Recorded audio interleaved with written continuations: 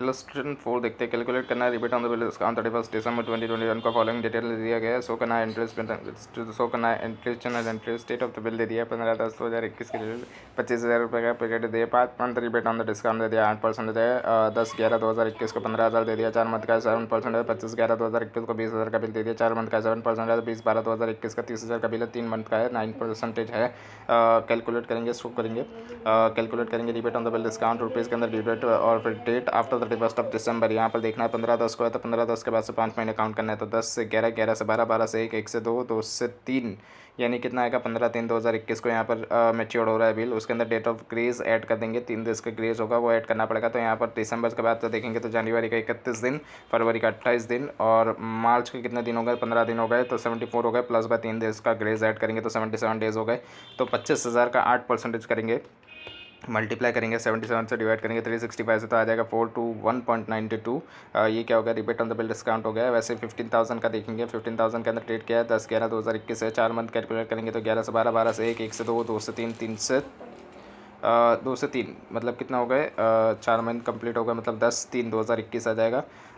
तो दिसंबर के बाद में देखेंगे तो जनवरी के 31 दिन, फरवरी का 28 दिन और मार्च के कितने दिन हो गए 10 दिन हो गए प्लस बाय 3 डेज ग्रेस के ऐड कर देंगे तो कितना आ जाएगा तो 72 आ रहा है। तो यहाँ पर 15,000 का 7% मल्टीप्लाई बाय 72 डिवाइड बाय 365 करेंगे तो कितना आ जाएगा 207.12 आ जाएगा। वैसे ही थर्ड का और फोर्थ का भी कर देना टोटल करेंगे तो 1569.30 आ जाएगा। जनरल एंट्री पास करेंगे 31 ऑफ दिसंबर का interest and the discount account debit to rebate on the bill discount account कितना आएगा 1569.30 आ जाएगा।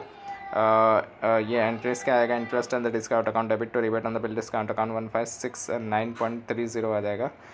इलस्ट्रेशन 5 देखते हैं 1/4/2021 के दिन बिल्स फॉर द कलेक्शन दे दिया 7 लाख रुपये का 21/22 के अंदर बिल रिसीव किया गया कलेक्ट किया गया वो कितना है 64.5 लाख रुपीज़ का है। तो बिल कलेक्टेड है वो कितना है 47 लाख रुपये का। डिसऑनर्ड किया गया वो कितना है 5.5 लाख का है।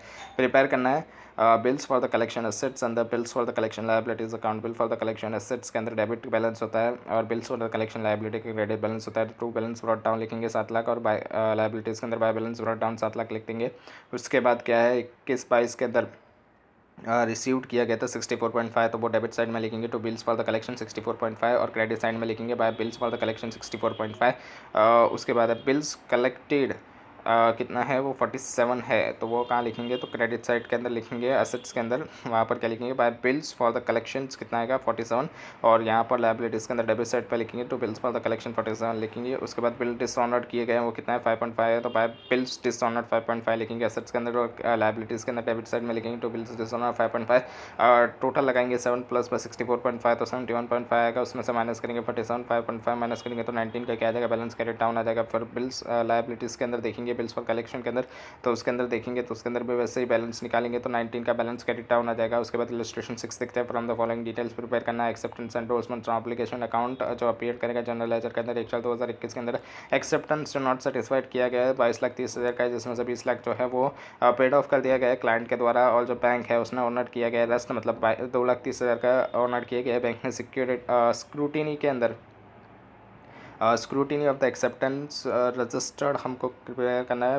ट्रांजेक्शन ड्यूरिंग द ईयर के लिए जो रिवील किया गया है क्लाइंट एक्सेप्टेंस गारंटेड रिमार्क के अंदर दिया गया है ए से लेकर एफ तक का रुपीज़ के अंदर दिया गया 10 लाख जो कि बैंक ने ऑनर किया गया 10/6/2021 को 12 लाख जो कि पार्टली पेड ऑफ है 30/9/2021 को 5 लाख जो कि पार्टली फेल्ड है टू पे एंड द बैंक ने ऑनर किया गया उसको 30/11/2021 के दिन जो नॉट सेटिस्फाई 31/3/2022 का है वो कितना है तो 8 लाख रुपये 5 लाख रुपये 2,70,000 रुपये acceptance endorsement under application accounts in the general ledger लिखेंगे हम लोग उसका क्या होता है तो ये क्रेडिट बैलेंस होता है इसका 1/4/2021 के दिन बाय बैलेंस ब्रॉट डाउन के अंदर कितना आएगा 22,30,000 आएगा वो रुपीज़ इन थाउजेंड्स के अंदर है तो वो लिखेंगे क्रेडिट साइड के अंदर 22,30,000 रुपये।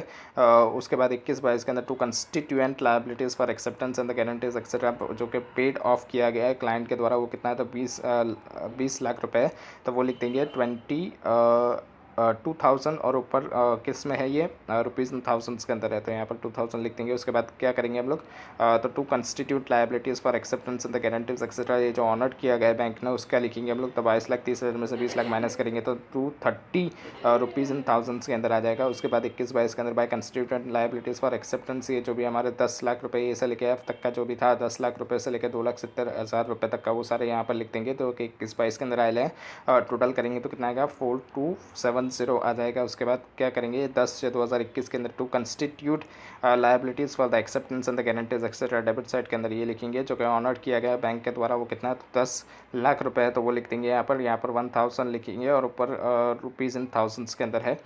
उसके बाद 30 नंबर के अंदर to constitute liabilities for acceptance guarantees etcetera जो कि पेड किया गया है पार्टली 30/9/2021 को 12 लाख रुपए वो लिख देंगे। उसके बाद 30/11/2021 के दिन constitute liability for acceptance guaranteed etcetera जो कि ऑनर्ड किया गया बैंक के द्वारा फेल किया गया था, उसको ऑनर्ड किया गया था 30/11 के दिन 5 लाख रुपए तो वो लिखेंगे हम लोग।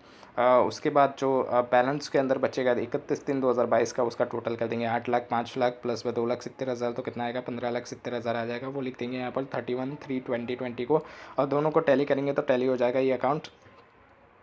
इलस्ट्रेशन 7 देखते हैं। फॉलोइंग फैक्ट दे दिया गया है हमको, रिकॉर्ड करना है आदर्श बैंक के अंदर in respect of the year ended 31 मार्च 2022 को 1/4/2021 के अंदर बिल कलेक्शन हुआ है 7 लाख रुपए। 21-22 के अंदर जो बिल रिसीव्ड कलेक्ट किया गया है अमाउंट का वो 64,50,000 है। बिल कलेक्टेड है वो कितना है 47 लाख है। डिसऑनर्ड जो है रिटर्न किया गया है वो 5,50,500 रुपये। प्रिपेयर करना है bills for the collection assets account and bill full collection liabilities account. Solution में देखेंगे तो यहाँ पर बिल्स फॉर कलेक्शन एसेट्स का डेबिट बैलेंस होता है 1 अप्रैल के अंदर, टू बैलेंस ब्रॉट डाउन के अंदर कितना आएगा 7 लाख रुपए आएगा, वही क्रेडिट साइड में लिखेंगे लाइबिलिटीज़ के अंदर bye balance brought down 7 lakh रुपए आएगा। उसके बाद कितना है 21-22 के अंदर 64,50,000 का आया है तो यहाँ पर हम लोग डेबिट साइड में लिखेंगे to bills for collection liabilities account 64,50,000 assets के अंदर यहाँ पर बिल्स फॉर कलेक्शन लाइबिलिटी लिखेंगे और लाइबिलिटीज़ के अंदर एसेट लिखेंगे। यहाँ पर क्रेडिट साइड के अंदर लाइबिलिटीज़ के अंदर देखेंगे तो by bills for collection assets account लिखेंगे 64,50,000 लाइबिलिटीज़ के अंदर। उसके बाद कितना है तो 47 lakhs bills for collection and dishonoured bills collected कितना है 47 के है तो उसको हम लोग एसेट्स के अंदर क्रेडिट साइड में लिखेंगे by bills for the collection liabilities account 47 lakh और इसके अंदर लाइबिलिटीज़ के अंदर डेबिट साइड में लिखेंगे bills for collection assets account 47 lakh. उसके बाद जो 5,50,500 रुपये का डिसऑनर्ड हुआ है वो हम लोग क्रेडिट साइड में लिखेंगे एसेट्स के अंदर by bills for collection liabilities account 5,50,500 और यही लाइबिलिटीज़ के अंदर लिखेंगे to bills for collection assets account 5,50,500 और फिर उसके बाद एसेट्स का टोटल करेंगे तो कितना आ जाएगा क्रेडिट साइड के ऊपर हमारा बैलेंस क्रेडिट डाउन आ जाएगा 7 लाख प्लस 64,50,000 माइनस में 47 लाख माइनस में 5,50,500 करेंगे तो 18,99,500 का हमारा बैलेंस क्रेडिट डाउन आ जाएगा। वैसे लाइबिलिटीज़ के अंदर भी टोटल करेंगे तो लाइबिलिटीज़ के अंदर डेबिट साइड में क्रेडिट डाउन आ जाएगा तो 18,99,500 का आ जाएगा। उसके बाद बी देखते हैं 1/4/2021 को accept and enrolment etcetera not yet satisfied amount कितना है 14,50,000 का during the year acceptance enrolment guarantees etcetera amount किया गया 44 लाख। बैंक ने जो ऑनर्ड किया गया एक्सेप्टेंस वो कितना है एक्सटेंड ऑफ 25 लाख का है एंड जो क्लाइंट ने पेड किया गया है वो 10 लाख रुपए का against the guaranteed liability. Client जो फेल किया गया है उसको बैंक ने पे किया है कितना है वो 1 लाख रुपए का है। प्रिपेयर करना है acceptance endorsement and other obligation account जो अपीयर्ड करेगा इन दी जनरल लेजर। तो आंसर देखेंगे acceptance endorsement and other obligation account 21-22 का है 2021 के लिए है तो 1 अप्रैल 2021 के अंदर क्रेडिट साइड का इसका बैलेंस होता है, हमेशा ही लायबिलिटीज़ का साइड होता है इसलिए ये इसका बैलेंस क्या होगा क्रेडिट होगा तो बाय बैलेंस ब्रॉट डाउन 14,50,000 रुपये का लिखेंगे बैलेंस। उसके बाद 44 lakhs के जो हैं वो क्या किए गए हैं ड्यूरिंग द ईयर आए हैं तो वो लिखेंगे हम लोग क्रेडिट साइड के अंदर क्या लिखेंगे by constituent liabilities for acceptance and enrolment 44 lakhs। उसके बाद उसमें से हमने ऑनर्ड कितने किए गए हैं 25 लाख के ऑनर्ड किए गए, क्लाइंट ने ऑनर्ड किए गए तो यहाँ पे लिखेंगे तो constitute liability for acceptance and enrolment bracket में लिखेंगे पेड बाय क्लाइंट वो 25 लाख रुपए का है। और उसके बाद क्या है वही लिखना है to constituent liabilities for acceptance and enrolment account etcetera. ये हम लोग डेबिट साइड देख रहे हैं उसके अंदर कितना है 10 लाख रुपए का है जो कि किसने किया है बैंक ने किया है, क्लाइंट फेल हो गया था उसकी वजह से क्लाइंट ने हाँ अगेंस्ट द गारंटीड लायबिलिटी। उसके बाद क्या था क्लाइंट फेल हो गया था और बैंक ने पे किया था 1 लाख रुपए तो वो लिखेंगे हम लोग यहाँ पर डेबिट साइड के अंदर to constitute liability for acceptance and endorsement etcetera जो अमाउंट पेड किया गया है फेलियर ऑफ द क्लाइंट की वजह से 1 लाख रुपए तो फिर 40,50,000 क्रेडिट साइड में जो है उसके अंदर ऐड करेंगे 44 lakhs और फिर माइनस करेंगे 25 लाख माइनस करेंगे 10 लाख माइनस करेंगे 1 लाख तो हमारे पास बैलेंस क्रेडिट डाउन आ जाएगा 22,50,000 रुपये जो कि 31 मार्च का बैलेंस होगा क्रेडिट डाउन के अंदर। सी देखते हैं it was found from the books क्या है जो लोन है 6 लाख रुपीज़ की एडवांस किया गया था 30/9/2021 को 10% पर एनम इंटरेस्ट पेएबल के हिसाब से हाफ ईयरली, लेकिन जो लोन है वो आउटस्टैंडिंग है 31/3/2022 के दिन without any payment record in the maintenance record in meanwhile either towards the principal या तो टूवर्ड्स द इंटरेस्ट, यानी इंटरेस्ट प्रिंसिपल दोनों नहीं पे किए गए तो सिक्योरिटी जो है लोन की वो कितनी है 10,000 फुल्ली पेड अप शेल्स की है है 100 रुपये के हिसाब से है, जिसका मार्केट वैल्यू 98 चल रहा था। कब? 30/9/2021 को जब लोन ली थी तब। मतलब यहाँ पर कितने की सिक्योरिटी दी थी? 10,000 मल्टीप्लाई बाय 98 करेंगे तो 9,80,000 की सिक्योरिटी दी थी लोन के अगेंस्ट में, 6 लाख के लोन्स के अगेंस्ट में। लेकिन फ्लक्चुएशन हो रहा था प्राइस के अंदर और फॉल हो गया और 40 हो गया। कब? जनवरी 2022 के अंदर। मतलब अभी अब सिक्योरिटीज़ कितनी हो गई? 10,000 मल्टीप्लाई बाय 40 करेंगे तो 4 लाख की हो गई। 6 लाख के लोन के अगेंस्ट में 4 लाख की हो गई। ये कब थी? तो जनवरी के अंदर थी और 31/3/2022 के अंदर ये 82 हो गया। तो 10,000 मल्टीप्लाई बाय 82 करेंगे तो 8,20,000 आ गया। तो सिक्योरिटी की वैल्यू 8,20,000 आ गया। तो हमको बताना है, क्या बताना है हमको? क्लासीफाइड करके बताना है लोन को कि ये सिक्योर्ड है, अनसिक्योर्ड है बैलेंस शीट के अंदर इन द कंपनी। तो ये क्लासिफिकेशंस के अंदर हम लोग क्या देखते हैं? तो at the end of the year की डेट देखते हैं। जो 31 मार्च का जो वैल्यूएशन था 31/3/2022 का, वो 82 पे था। तो 82 पे हमको देखना पड़ेगा। तो यहाँ पर 82 पे देखेंगे तो 8,20,000 आ रहा है। 6 लाख के अगेंस्ट में 8,20,000 की हमारी सिक्योरिटीज़ दी गई है। मतलब ये क्या हो जाएगा? सिक्योर्ड हो जाएगा, फुल्ली सिक्योर्ड हो जाएगा। इसको देखेंगे तो for the classification of the loan fully secured और otherwise the value of the securities जो होती है उसको हमको लास्ट डेट की देखनी पड़ती है, last date of the year की कंसिडर करनी पड़ती है। जो वैल्यू ऑफ द सिक्योरिटी है वो कितनी है? 8,20,000 रुपये की, जो कवर कर रहे हैं लोन्स एंड इंटरेस्ट का। हैंस इस वजह से वो ट्रीट कर लिया जाएगा गुड एंड वो फुल्ली सिक्योर्ड है। इसके बाद देखते हैं डी। जो फॉलोइंग बैलेंस दे दिया एक्सट्रैक्ट का ट्रायल बैलेंस का 31/3/2022 को। इंटरेस्ट एंड द डिस्काउंट दे दिया 98 लाख रुपीज़ का। Rebate on the bill discount 20,000 का दे दिया। Bill discount and purchase 4 lakh रुपए का डेबिट साइड में दिया गया है। It is certain that the proportion जो है डिस्काउंट का वो अभी तक अर्न नहीं किया गया है मैच्योर के टाइम पे 22-23 के अंदर। वो कितना? 14,000। मतलब बैलेंस दे दिया गया है हमको लास्ट का 14,000 रुपये का। हमको प्रिपेयर करना है लेजर अकाउंट। तो यहाँ पर देखेंगे तो rebate on the bill discount account and interest and discount account prepare करेंगे। रिबेट ऑन बिल डिस्काउंट का कौन सा बैलेंस होता है? क्रेडिट बैलेंस होता है। तो 1 अप्रैल 2021 के अंदर बाय बैलेंस ब्रॉट डाउन लिखेंगे। कितना था वो? 20,000 रुपये का था जो रिबेट ऑन बिल डिस्काउंट का बैलेंस था वो लिखा। उसके बाद हमको बोल दिया गया था कि 31/3/2022 मतलब ये एंड ऑफ द ईयर का जो 14,000 बचा था रिबेट ऑन बिल डिस्काउंट का, उसका बैलेंस हम लोग लिख देंगे क्रेडिट साइड, उसका बैलेंस हम लोग डेबिट साइड में लिखेंगे। तो बैलेंस क्रेडिट डाउन कितना आएगा? 14,000 रुपये। तो जो बैलेंस बचेगा हमारा 21/22 का 20,000 में से 14,000 माइनस करके 6,000 का जो बैलेंस बचेगा वो हमारा क्या होगा? इंटरेस्ट एंड डिस्काउंट होगा। जो ड्यूरिंग द ईयर मतलब प्रीवियस ईयर जो मैच्योर हुए थे उसका अभी इस साल हम लोग जो रिवर्सल एंट्री मारते हैं रिबेट ऑन बिल डिस्काउंट की, ये वो है। मतलब ये करंट ईयर की इनकम हमने बनानी पड़ेगी। जो प्रीवियस ईयर में फॉल कर रही थी उसको हमने वहाँ से निकाल दिया था प्रीवियस ईयर की इनकम में से, और करंट ईयर में अभी हमको उसको ले जाना पड़ता है। ये वो इनकम होती है। तो ये करंट ईयर की इनकम में आ जाएगी। जो प्रीवियस ईयर की इनकम थी जिसको हमने रिबेट ऑन बिल डिस्काउंट में डाला था वो करंट ईयर की इनकम में आ जाएगी। इसलिए यहाँ पर आएगा हमारा to interest and discount account 6,000 rupees का। और इंटरेस्ट एंड डिस्काउंट अकाउंट में सिमिलरली जो बैलेंस होगा वो क्या होगा? तो क्रेडिट साइड का बैलेंस होगा। तो 1 अप्रैल 2021 के अंदर to by balance brought down कितना आएगा? वो इंटरेस्ट एंड डिस्काउंट का दिया था 98 लाख रुपीज़ का दिया था वो आएगा। और जो इंटरेस्ट एंड डिस्काउंट जो रिबेट ऑन बिल डिस्काउंट में था डेबिट साइड में, उसका यहाँ पर पोस्टिंग करेंगे क्रेडिट साइड में। तो by rebate on the bill discount account 21/22 के लिए 6,000। और फिर इसको कहाँ क्लोज करके ले जाएंगे? इसको क्लोज करके ले जाएंगे प्रॉफिट एंड लॉस अकाउंट में। तो 31 मार्च 2022 को प्रॉफिट एंड लॉस अकाउंट करेंगे 98,06,000 का। इसके बाद देखेंगे हम लोग तो न्यू फॉर्मेट दिया गया है हमको किसका? बैलेंस शीट का, जो कि बैंकिंग कंपनी के लिए होता है। फॉर्म ए के अंदर बैलेंस शीट बनाई गई है 31 मार्च ईयर एंड की। शेड्यूल्स वाइज है 31 मार्च करंट ईयर का आएगा और 31 मार्च प्रीवियस ईयर का आएगा। पहला जो कॉलम आएगा वो किसका आएगा? करंट ईयर का। बाद का कॉलम आएगा वो प्रीवियस ईयर का आएगा। और ऊपर हम लोग रुपीज़ इन थाउजेंड्स लैक्स सब लिख सकते हैं। कैपिटल्स एंड लायबिलिटी, कैपिटल वो फर्स्ट शेड्यूल के अंदर आएगा। रिजर्व्स एंड सरप्लस सेकंड में आएगा। डिपॉजिट थर्ड के अंदर आएगा। बोरोइंग्स फोर्थ के अंदर आएगा। Other liabilities and provision fifth के अंदर आएगा। टोटल करेंगे फिर उसके बाद असेट्स आएगा। Cash and balance with the reserves banks of India वो 6th के अंदर आएगा। Balance with the bank and money at a call and short term notes वो 7th के अंदर आएगा। इन्वेस्टमेंट 8 के अंदर आएगा। एडवांसेस 9th के अंदर आएगा। फिक्स असेट 10th के अंदर आएगा। अदर असेट्स 11th के अंदर आएगा टोटल। और फिर उसके बाद कंटिन्यूड लायबिलिटीज़ वो 12th के अंदर आएगा। और बिल्स फॉर कलेक्शंस जो है वो आएगा, उसका कोई शेड्यूल नहीं होगा। कंटिन्यूड लायबिलिटीज का शेड्यूल बनेगा 12।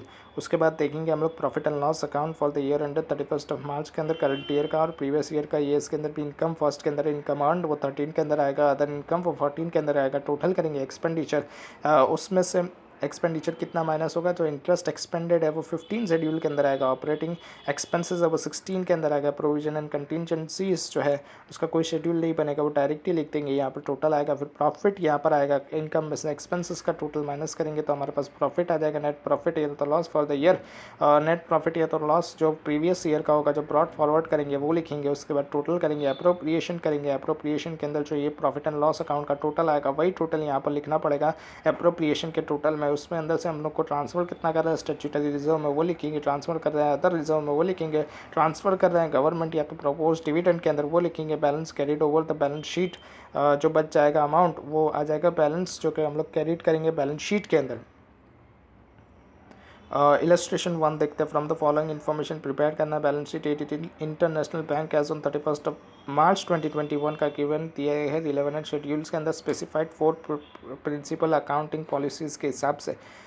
रुपीज़ इन द लैक्स के अंदर शेयर कैपिटल दे दिया गया है, शेयर कैपिटल दे दिया गया है, स्टैट्यूटरी रिजर्व दे दिया गया, net profit before appropriation, net profit and loss account दे दिए गए, fix deposit account, saving deposit account, current account, bills payable account, cash credit, borrowings from the other banks, cash in hand, cash with the RBI, cash with the other banks, money at a call, gold, government securities, premises, furniture, term loan, additional information के अंदर bills for the collection, acceptance, endorsement, a claim against the banks not acknowledged as a debt है, depreciation premises के ऊपर, depreciation furniture के ऊपर, 50% term loans है जो कि सिक्योर किया गया है गवर्नमेंट गारंटीज़ के हिसाब से, 10% कैश क्रेडिट है जिसके अंदर इंक्लूड किया गया है debit balance in the current account जो कि debit balance in the current account is unsecured जो कि अनसिक्योर्ड है।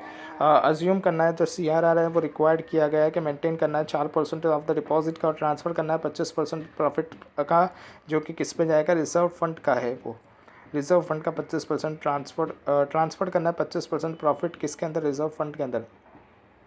तो बैलेंस शीट बनाएंगे एडिट इंटरनेशनल बैंक्स की 31 मार्च 2021 की कैपिटल लायबिलिटी शेयर कैपिटल के अंदर फर्स्ट शेड्यूल के लिखेंगे, फर्स्ट शेड्यूल के अंदर आप लोग कितना लिखेंगे, issued and subscribe paid up share capital वो कितना है 19,80,000 का 10 के हिसाब से, तो 198.00 मतलब रुपीज़ इन लैक्स के अंदर है ये, और हम बना रहे हैं रुपीज़ इन लैक्स के अंदर, तो 198.00 करेंगे। यहाँ पर एज ऑन 31 मार्च 2021 का डेटा देखेंगे, यहाँ पर हमको प्रीवियस ईयर दिया नहीं है इसलिए प्रीवियस ईयर का कॉलम खाली छोड़ेंगे हम लोग।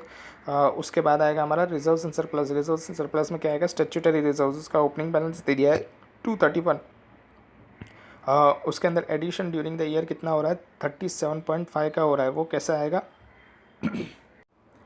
वो जो एडिशन था वो कैसे आएगा, तो ये 25% हम लोग प्रॉफिट के अंदर प्रॉफिट जो है उसको ट्रांसफ़र करेंगे रिजर्व फंड के अंदर, वो हमको ऐड करना पड़ेगा, वो उसका 25% होगा, तो प्रॉफिट हमारा कितना है, तो नेट प्रॉफिट बिफोर अप्रोप्रिएशंस जो है वो कितना है 150 का है, 150 का 25% करेंगे तो कितना आएगा 37.5 आएगा, तो वो यहाँ पर एडिशन ड्यूरिंग द ईयर के अंदर हम लोग स्टैट्यूटरी रिजर्व्स के अंदर लिख देंगे, 25% हमको ट्रांसफ़र करना पड़ता है करंट प्रॉफिट का, तो करंट प्रॉफिट था 150, उसका 25% करेंगे तो वो आएगा addition during the year reserves and surplus के अंदर स्टैट्यूटरी रिजर्व्स के अंदर, तो वो लिखेंगे, टोटल करेंगे तो कितना आएगा 268.50 आ जाएगा, और फिर profit and loss account current year का देखना पड़ेगा हमको, तो वो कितना है 412 जो प्रॉफिट एंड लॉस है वो, plus by net profit before the appropriation 150 का है, तो इसकी वर्किंग नोट देखेंगे हम लोग, तो 412 प्लस बाय 150 दोनों को ऐड करेंगे तो कितना आएगा 562 आएगा। 562 में से हम लोग अभी जो ट्रांसफर किया गया स्टैट्यूटरी रिजर्व्स के अंदर जो कि मैंडेटरी है 25% है, तो वो निकालेंगे 37.5, तो 524.50 आ जाएगा। ये 524.50 हम लोग कहाँ लिखेंगे, रिजर्व्स एंड सरप्लस के अंदर लिखेंगे, balance profit and loss account का 524.50 प्लस बाय 268.50 करेंगे तो टोटल आ जाएगा हमारा रिजर्व्स एंड सरप्लस का 793.00, तो यह हम लोग लिखेंगे रिजर्व्स एंड सरप्लस में 793, और फिर डिपॉजिट्स देखेंगे, डिपॉजिट का शेड्यूल के अंदर क्या आएगा, तो डिमांड डिपॉजिट्स जो है हमारा कहाँ पर है, डिपॉजिट फिक्स डिपॉजिट है, सेविंग डिपॉजिट है 517 450, प्लस बाय जो करंट अकाउंट है उसके अंदर जो क्रेडिट बैलेंस है ये भी डिपॉजिट के अंदर ही आएगा 520.12, तो ये तीन का टोटल करेंगे हम लोग, तो हमारे पास कितना आ जाएगा 1487.12, ये हम लोग लिख देंगे ऊपर डिपॉजिट के शेड्यूल में 1487.12। बोरोइंग्स देखेंगे तो वो कितना आएगा, बोरोइंग्स के अंदर क्या है, तो बोरोइंग्स जो है अदर बैंक्स के वो हमको लिखना पड़ेगा, बोरोइंग्स अदर बैंक्स के कितना है borings from the other banks 110 है, तो वो 110 हम लोग शेड्यूल के अंदर लिखेंगे। बोरिंग्स अदर बैंक्स के हिसाब से 110 बोरिंग्स इंडिया के अंदर की है, तो वो लिख देंगे। और फिर वहाँ पर ऊपर भी लिख देंगे हम लोग बैलेंस शीट के अंदर 110। उसके बाद अदर लायबिलिटीज़ एंड प्रोविजंस का 5th शेड्यूल बनेगा। अदर लायबिलिटीज़ एंड प्रोविजंस के अंदर क्या है, तो बिल्स पेएबल है, वो कितना है, तो 0.10 का है बिल्स पेएबल, तो वो लिख देंगे हम लोग। तो और ऊपर भी बैलेंस शीट के अंदर भी लिख देंगे। टोटल करेंगे तो 2588.22 आ जाएगा। उसके बाद असेट्स के अंदर देखेंगे तो cash and balance with the RBI वो कितना आएगा, तो cash and balance with the RBI कितना है, पहले 37.88 है और कैश इन हैंड 160.50 है। तो 160.50 कैश इन हैंड लिखेंगे और बैलेंस विद द आरबीआई कितना 59.48। ये कैसे आएगा, तो यहाँ पर वर्किंग में देखना पड़ेगा हमको। वर्किंग के अंदर पहले जो हमारा कैश रिजर्व है वो कितना मेंटेन करना है, 4% ऑफ द डिपॉजिट का मेंटेन करना है। 4% ऑफ द डिपॉजिट मतलब डिपॉजिट का हमने कितना फाइंड किया 1487.12, उसका 4% करेंगे तो कितना आएगा 59, कितना आएगा 59.48 आएगा वो, प्लस बाय वो आएगा 59.48। तो ये 59.48 हम लोग कहाँ लिखेंगे, ये 59.48 हम लोग लिखेंगे बैलेंस विद द आरबीआई के अंदर। 59.48 प्लस बाय 160.15 टोटल करेंगे तो 219.63 आ जाएगा। ये 219.63 हम लोग कहाँ लिखेंगे, cash and balance with the RBI के अंदर 219.63 लिख देंगे।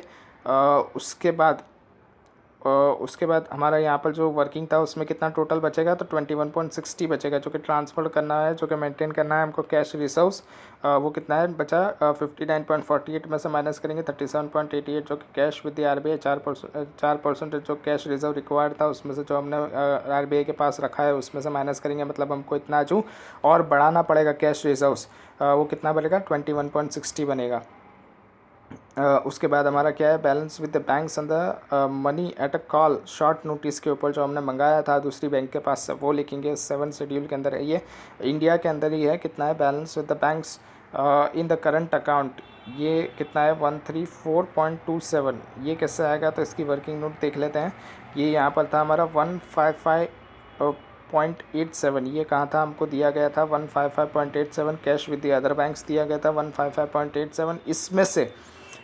इसमें से हमको कितना माइनस करना पड़ेगा, जो हमको ट्रांसफ़र करना पड़ेगा कैश रिजर्व्स के अंदर, जो कि मेंटेन करना पड़ेगा करंट ईयर के लिए। वो कितना था 21.60, तो उसको माइनस करेंगे तो कितना आएगा 134.27। ये 134.27 हम लोग कहाँ लिखेंगे, ये 134.27 हम लोग शेड्यूल्स के अंदर लिखेंगे। Balance with the banks money at a call at short notice के अंदर ये लिखेंगे हम लोग 134.27। इसके बाद money at a call and the short notice ये कितना है, तो ये भी हमको दिया गया है।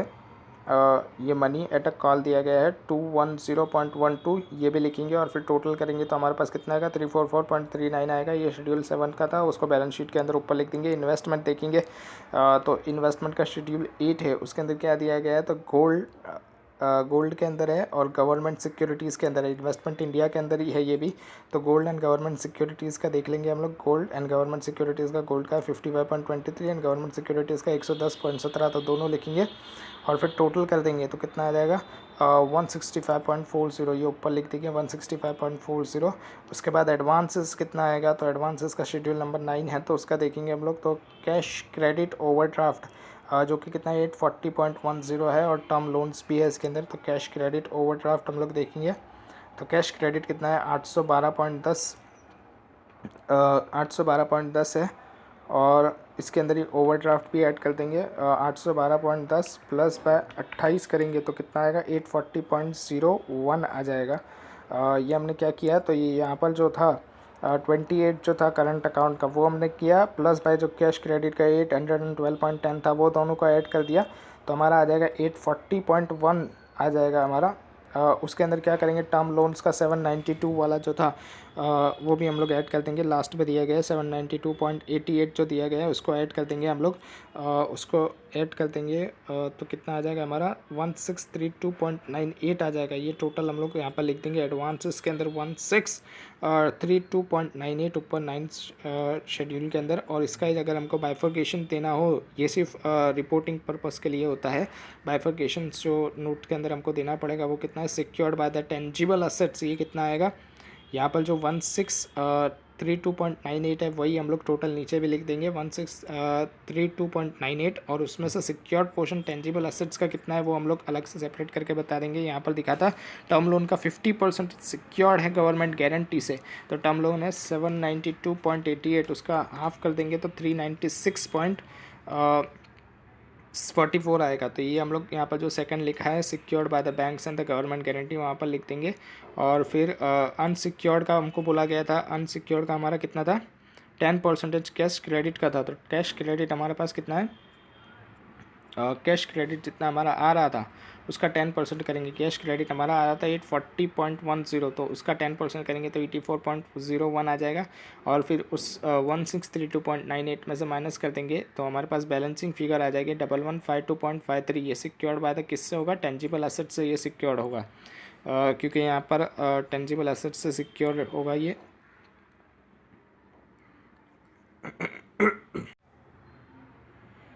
इसके बाद का शेड्यूल देखते हैं। इसके बाद का शेड्यूल है फिक्स एसेट्स का शेड्यूल है। फिक्स एसेट्स के शेड्यूल के अंदर जो कि फर्नीचर है एंड प्रीमाइसेस है 155.70 का प्रीमाइसेस है, फर्नीचर 70.12 का है। इसके अंदर हम लोग अज्यूम करके चल रहे हैं कि जो डेप्रिसिएशन प्रीमाइसेस और फर्नीचर के ऊपर जो नीचे दिया गया है वो ऑलरेडी चार्ज कर दिया है, इसलिए हम लोग दोनों का टोटल करके ही लिख देंगे सिर्फ। तो कितना आएगा यहाँ पर 225.82 आएगा। दोनों का टोटल कर दिया हम लोग। ऐसा एज्यूम करके चलते हैं कि ये 155.70 और ये जो 70.12 दिया गया है ये दोनों आफ्टर डेप्रीशिएशन ही है, इसलिए दोनों का टोटल करके लिखेंगे। और फिर यहाँ पर ऊपर भी लिख देंगे 225.82 फिक्स एसेट्स के शेड्यूल 10 के अंदर। 11th शेड्यूल कुछ है नहीं तो टोटल कर देंगे तो आ जाएगा 88.22 आ जाएगा। इसके बाद कंटीजेंट लायबिलिटीज़ के अंदर देखेंगे हम लोग, तो कंटीजेंट लायबिलिटीज़ कौन सी होगी, तो एक्सेप्टेंस एंड एंडोर्समेंट जो है 14,12,000 की, और जो claims against the bank not acknowledge as debt वो 55,000 की आएगी। वो दोनों का टोटल कर देंगे और इसका शेड्यूल बना के लिख देंगे हम लोग। दोनों का टोटल कर दिया तो 14.67 आ जाएगा, और ये कंटीजेंट लायबिलिटीज़ के अंदर लिख देंगे 12 शेड्यूल के अंदर। उसके बाद बिल्स फॉर द कलेक्शन को अलग से बताना होता है, तो वो कितना है, तो 18,10,000 का है तो वो भी लिख देंगे 18.10। उसके बाद देखेंगे हम लोग इलस्ट्रेशन नंबर 2 देखेंगे। फ्रॉम द फॉलोइंग इन्फॉर्मेशन हमको प्रिपेयर करना है प्रॉफिट एंड लॉस अकाउंट किसका, डिम्पली बैंक का 31/3/2023 का हमको दे दिया गया है रुपीज़ इन थाउजेंड्स के अंदर। 2001-2 का डेटा है और 2002-3 का डेटा हमको दिया गया है।